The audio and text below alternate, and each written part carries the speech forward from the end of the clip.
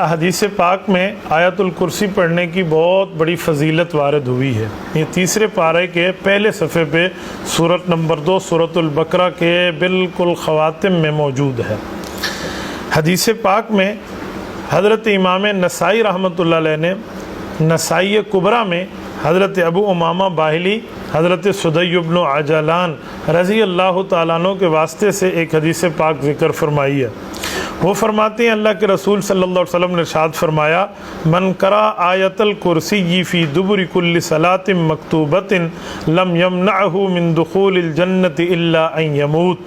جو شخص ہر فرض نماز کے بعد آیت الکرسی پڑھ لے تو اس کو جنت میں داخل ہونے کے لیے سوائے موت کے اور کسی چیز کا انتظار نہیں ہے۔ اس حدیث پاک سے پتہ چلتا ہے کہ آیت الکرسی کا بہت بڑا ثواب ہے۔ رسول اللہ صلی اللہ علیہ وآلہ وسلم نے آیت الکرسی پڑھنے کے متعلق کئی باتیں ارشاد فرمائی ہیں۔ میں ایک حدیث پاک سنن نبی داؤد سے مزید لاتا ہوں۔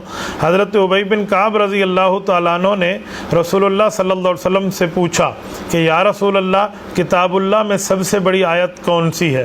وہ اس کو پورے واقعے میں ذکر فرماتے ہیں کہ حضور پاک علیہ الصلوۃ والسلام نے ابو المنذر سے کہا، بتاؤ اس کتاب میں سب سے عظیم عظیم آیت کون سی ہے؟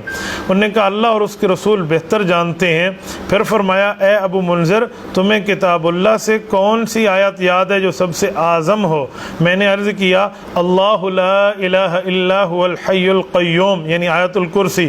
اس پر آپ علیہ الصلوۃ والسلام نے میرے سینے پر ہاتھ مارا اور فرمایا، اے ابو منذر، تمہیں علم مبارک ہو، یعنی رسول اللہ صلی اللہ علیہ وآلہ وسلم نے اسے عظیم آیت قرار دیا ہے، تو آیت الکرسی کا اہتمام کرنا چاہیے۔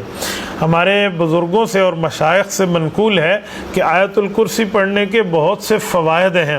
مثلا جب بندہ گھر سے نکلتے وقت پڑھے گا تو فرشتوں کی جماعت حفاظت کرے گی، گھر میں داخل ہوتے وقت پڑھے گا تو اللہ پاک محتاجی سے محفوظ رکھیں گے، وضو کے بعد پڑھے گا تو کئی 100 درجے بلند ہو جائیں گے، رات کو سوتے وقت پڑھے گا تو ایک فرشتہ ساری رات اس بندے کی حفاظت کرے گا، اور فرض نماز کے بعد پڑھے تو ایک پاؤں دنیا میں، موت کے بعد دوسرا پاؤں جنت میں۔ یہ تو منقول ہو گیا۔